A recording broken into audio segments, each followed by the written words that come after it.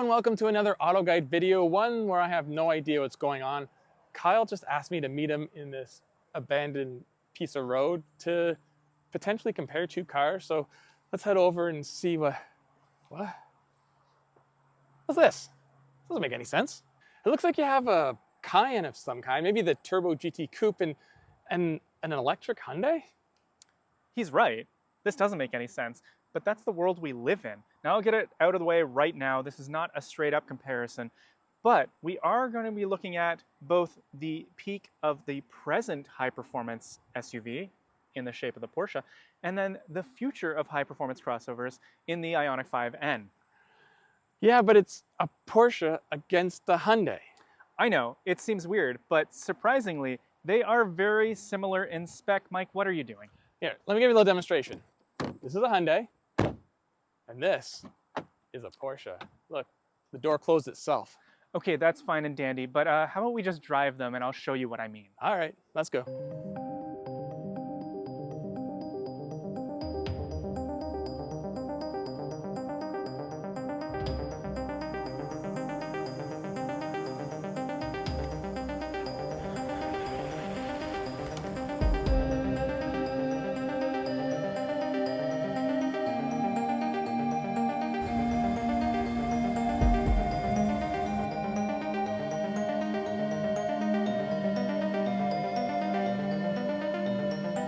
So why the Ioniq 5N?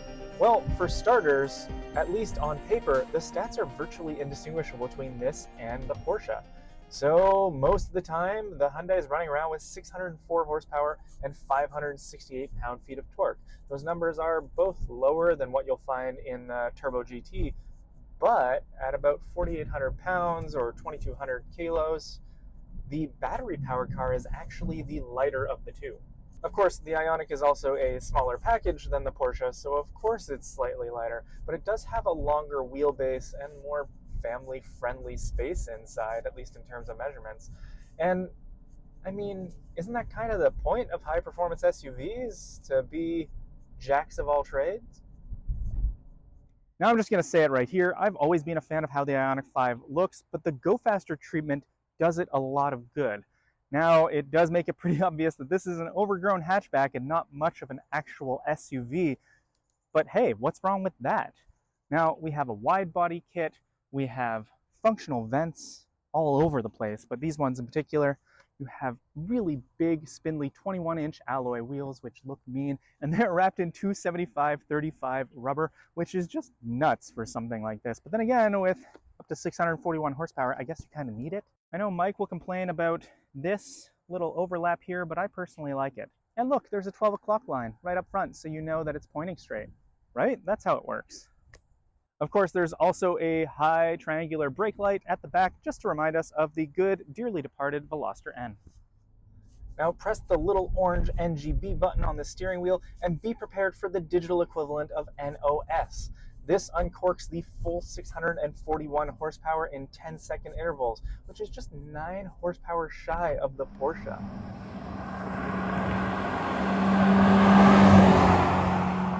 The Ioniq 5N is silly quick here, in that always eager to go way that only EVs can manage.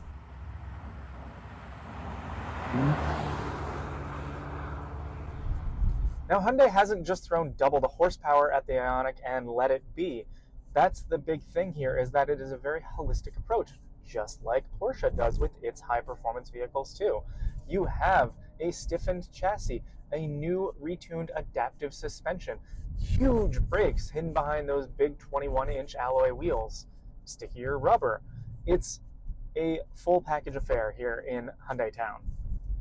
Remember how when Nissan debuted the GTR 17 years ago, critics were quick to call it the supercar for a PlayStation generation? Yeah, the Ioniq 5N makes that look like an Atari. There are more customizable settings here than most high-end PC games. In addition to the 3 preset driving modes, you also are able to adjust things like accelerator response, stiffness of the suspension, steering weight, and then map them all to 2 easy access buttons down here on the steering wheel. Hyundai has also thought ahead and included a lot of different features for optimal battery usage during, let's call it spirited driving. Try finding that in a gas car. The thing is, just about every EV is quick these days. No, the reason the Ioniq 5N is special is what it does in between the straights. Simply put, Hyundai has made it slower to make it funner. So I'm just going to switch over to this custom mode here. These E-shifts, they're just convincing enough that if I'm hustling the car and using anything other than the faux DCT, it just feels kind of wrong. It really helps with this sense of speed. Same with this digitized soundtrack. Sure, it's a little more Gran Turismo 2 than an actual Elantra N that it's based off of, but again, it helps with immersion. And if you don't like this soundtrack, there's two more futuristic ones to tickle your fancy. And of course, when I'm done having my fun, almost done. Okay, now I'm done. I just switch back over to eco mode with a button press, and it's like nothing happened. The Elantra N doesn't just provide inspiration for the soundtrack either. Now, despite being much heavier and much more powerful and an electric vehicle and all-wheel drive, the spirit of the Elantra N lives within the Ioniq 5N. It's fun to toss around, it's malleable, it plays around on the road at regular speeds in ways that involves the driver and gives you, well, big grins. I've driven this thing on 2 different racetracks, and I was worried that maybe that was only the case on a racetrack.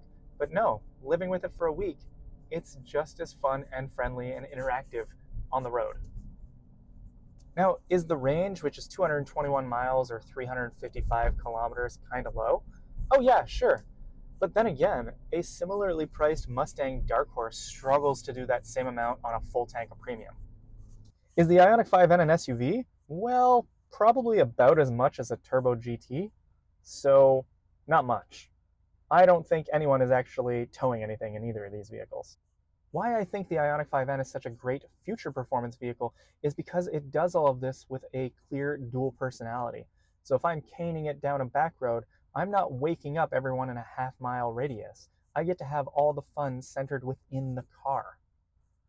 And if I do want to take it easy, well, the car repays me with more efficiency.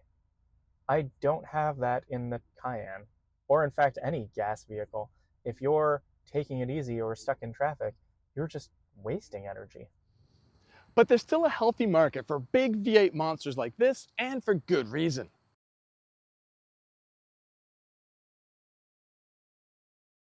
Under the hood, well, I guess under all this plastic, resides a 4-liter turbocharged V8 that makes 650 horsepower and 626 pound-feet of torque. With all that power and nearly 5,000 pounds of mass, Porsche has equipped the Cayenne Turbo GT with some impressive brakes. Well, really impressive. They're huge. That there is a carbon ceramic rotor that is cross-drilled and ventilated, and it's over 17 inches in diameter. And squeezing down on it is a 10-piston caliper. Yeah, 10 pistons. Now, Porsche says this vehicle can go 190 miles an hour, just 190. Even though this is a very car-like SUV, that could be a little frightening in an SUV. So to make sure it stays on the ground, Porsche's given it this big rear lip spoiler, and there's an even bigger wing spoiler over the rear glass that includes side sills. Now, if that's not enough, when at highway speeds, the spoiler on the lower end will actually extend, giving a little more downforce. Or, you can just keep it up all the time like this for no particular reason at all.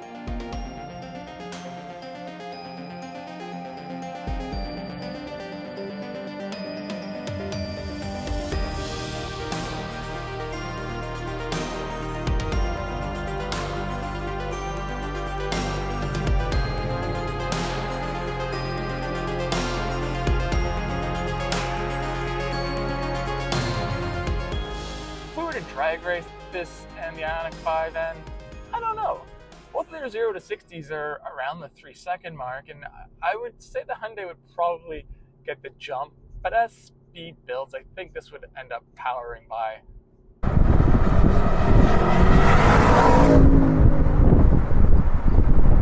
Now, even if this doesn't have the instant torque of the Ioniq 5N, still has plenty of acceleration and sound.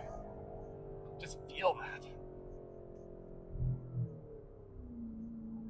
It's just something you don't get in electric cars, is that audio accompaniment to the sensation of speed. Now, the Ioniq throws you back in your seat instantly, and you almost feel like you can't catch up, whereas this, it builds, but as it builds, it keeps crescendoing, and the noise crescendos, and it just goes right into your soul.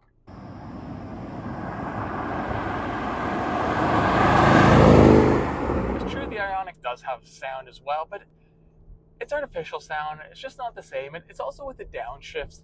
When you have an actual engine doing match blipping downshifts and you get the little burbles at the exhaust, it just feels so much more authentic and better.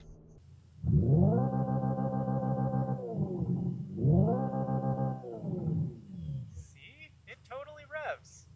Sounds like some weird remix song. One thing I wasn't expecting is how well this thing rides. A lot of high-performance SUVs can be quite jarring as they really stiffen things up to minimize body roll, but in normal mode, or more specifically normal suspension, it's actually quite smooth over big bumps. There's some other European SUVs that aren't as performance-orientated as this that ride a little worse. But put it into Sport Plus suspension mode and you start to feel every pebble on the road, and that's because this vehicle transforms into a bit of a handling monster. Porsche does such a good job with their sedans and SUVs and making them drive smaller than they really are and feel more car-like. Like, I can feel the weight of this, and it doesn't feel like a Cayman or a 911, but it feels way more agile than any SUV this size or weight should be.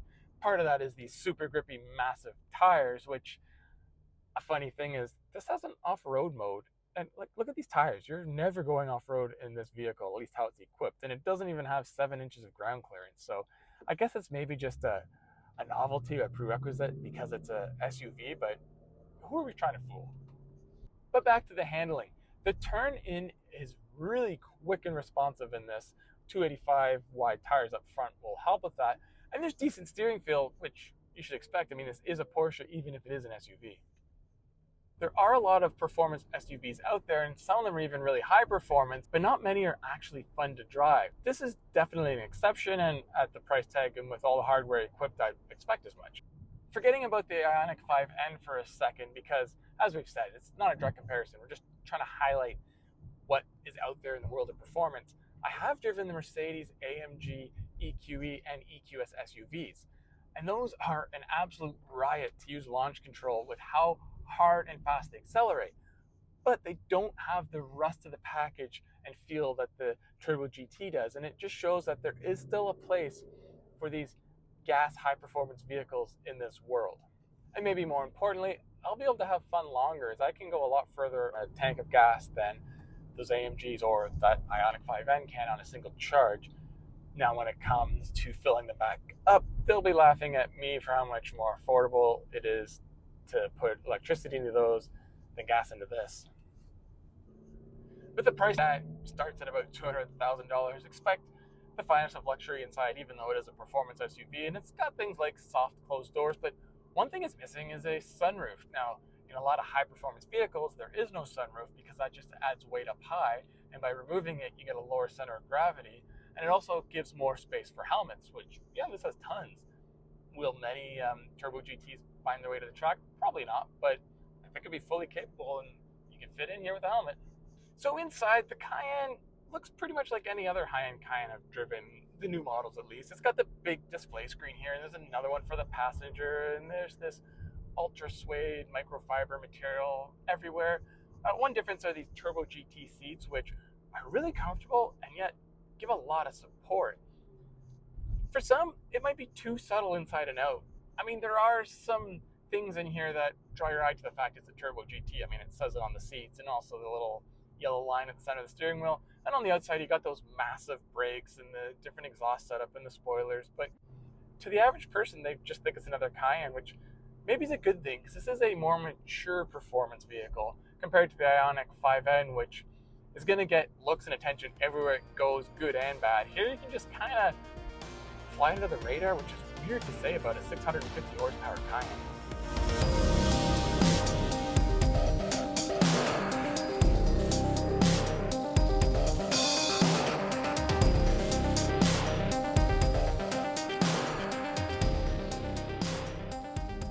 Okay, so here we go. Kyle has this all set up for me. He said it seems to be in a pretty hardcore mode. I guess he really wants me to experience how much fun or good this car is. But let me just turn it down to something a little more livable for now. There we go. Oh, and it got a lot quieter. So yeah, you know what? While I'm on the topic of sound, this car can make fake noises and quite a few of them. So right now it's on ignition that tries to make it sound like a car. Then we also have evolution. Not a big fan of that one. Supersonic. Ooh, what's that? Ooh, I sound like an airplane. I like this one.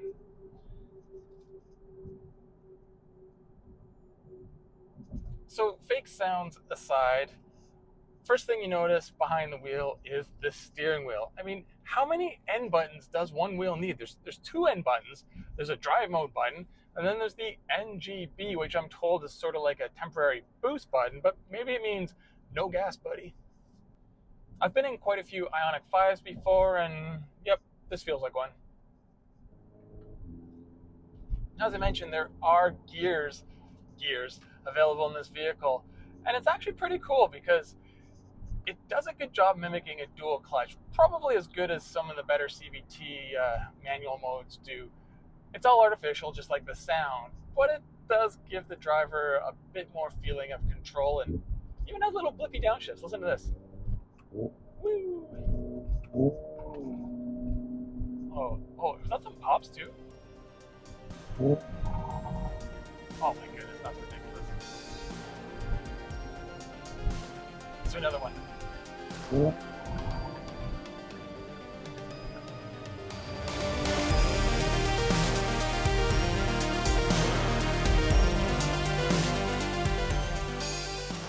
Everyone talks about how fast these cars are, but let's just get a little feel for ourselves. Okay, so just cruising along, and then we go max acceleration. Whoa. Yeah, that's fast. That wasn't even in one of the N modes. Let's try to put it in something a little more hardcore and try that. Okay, ready, set, go. Oh my god. Okay, well, yep, that's good power. This is not the fastest EV I've ever driven, but holy is it quick. And being an electric vehicle, that torque is instant, especially when you're in the full N mode. The Cayenne can't really match that. Now, this has the fake noises, which doesn't really match up to that awesome V8 sound exploding from the Porsche. But there's a bit of a delay in building up the power in that vehicle, and you have to shift through gears, which you don't have to here. I mean, you can, it just makes the vehicle slower, but man, does that thing have some crazy torque. Now, I'm not going to demonstrate the brakes because I'd like my eyeballs to remain in their sockets, but safe to say, this thing brakes as aggressively as it accelerates. Now, going fast is cool and braking's good too, but what about handling? I hear this thing can handle well. Yep, it does. So Hyundai has really nailed it with this vehicle. When they said an N version of the Ioniq 5 was coming out, a lot were skeptical, and I was to a degree too. I mean, it's easy to give an EV a ton of power, like pretty much they all do, but to make it respond and handle and stop like a true performance vehicle isn't easy to do, and yeah, they've done it really good here.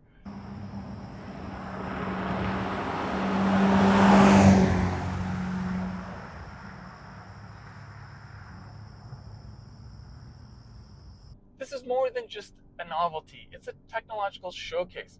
It's allowing people who weren't able to afford high-performance EVs before a look into what they can really be. You know, people who couldn't buy, say, a Tesla Model S Plaid or a Porsche Taycan Turbo S. Now, the quality and refinement is much lower than those vehicles, but so's the price. Is it perfect? Well, no, there's some gimmicks it could do without, and its range isn't that great, and its turning radius is probably worse than a battleship. Most importantly, though, it does show that there is a bright future for car lovers in the electric age.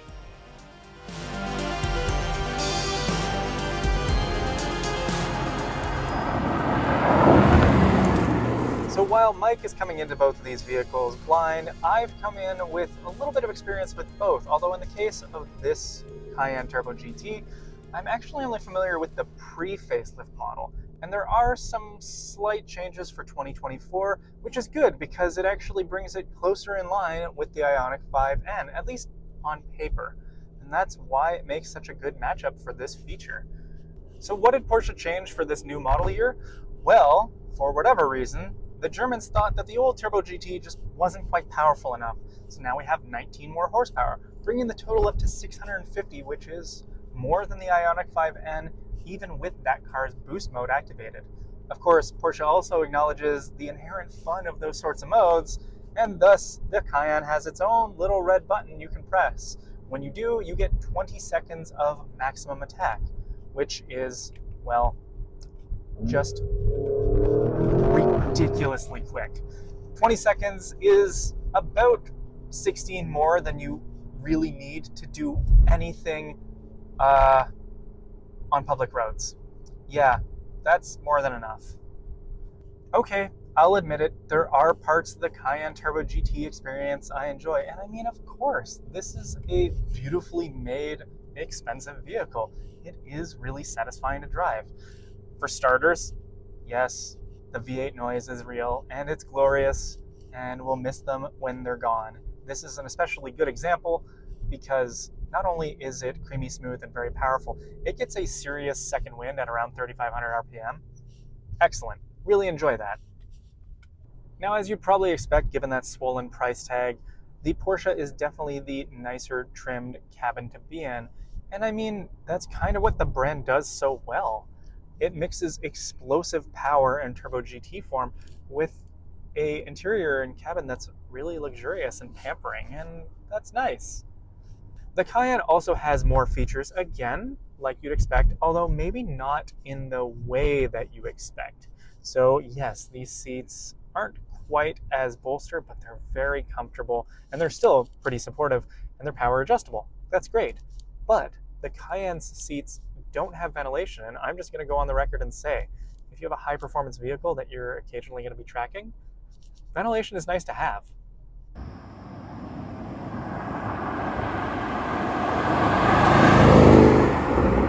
At first, when you're just driving around doing regular things, the Cayenne does feel pretty different from the Ioniq 5N because you're sitting a lot higher and you're very aware of the size of the vehicle, right? It's big, it's hefty. It's when you start leaning on the Cayenne in sport mode that the Turbo GT starts to reveal itself. In that classic Porsche way, it shrinks around the driver. It's incredibly intuitive. This steering is well weighted, better than a lot of sports cars. Plus, it's so agile since it has rear wheel steer. The carbon ceramic brakes, way powerful, more so than I need for road use, and definitely one notch or multiple above the Ioniq 5N stoppers. Meanwhile, these tires are just bigger and grippier than what you get on the Hyundai. So that does separate the Cayenne, but really it's the inherent sense of putting the driver center for all the fun, where these two cars are excellent driver's cars and similar and like siblings. Damn it. So Kyle, I have to admit, so recently I drove the Mustang GT, which is very close in price to this vehicle, and that's a lot of fun. But this is a lot of fun in a completely different way. It's true, and I'm glad you see it that way. Similarly, I have to admit, a big V8 Cayenne is a blast, but Porsche will also sell you an EV in the shape of the Macan or the Taycan that are also a huge ton of fun. So then what was the point of this? Was it just so you and I could drive some cool cars? I mean, yes, but also it's to really showcase that despite being very different in terms of segment and price, both of these cars perform very similarly. It just goes to show that in this transitional era with EVs and gas cars, you get the best of both.